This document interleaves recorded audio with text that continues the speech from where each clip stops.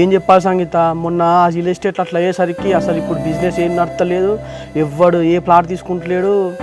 అంతే అండి, ఒకసారి నమ్మకం పోతే అట్లనే ఉంటుంది మార్కెట్లో. సాగర్ చూస్తానో కదా? వదినే చూస్తాను కానీ నాకు కూడా ఏం చేయాలనో అర్థమైతే లేదు. అదే సాగర్, అన్న పరిస్థితి మంచిగా లేదు కదా, ఇంకెన్ని రోజులు ఖాళీగా ఉంటావు, ఏదైనా జాబ్ చూసుకోవచ్చు కదా. ఏంది వదినే అట్లా అంటాను? నేను చేసే ప్రయత్నం చేస్తలేనా? జాబ్ వచ్చే టైంకి అదే వస్తుంది. ఏం చేస్తానో సాగర్, ఇంట్లో తింటాను ఊర్లో తిరుగుతాను, ఏమైనా ట్రై చేస్తున్నావు నువ్వు? అన్న పరిస్థితి ఇట్లుంది కదా, ఏదైనా ట్రై చేయొచ్చు కదా. ఎందుకోడలా గట్ల మాట్లాడతాను? నోటికి ఎంత వస్తే నా కొడుకు చదువుకోలేదా?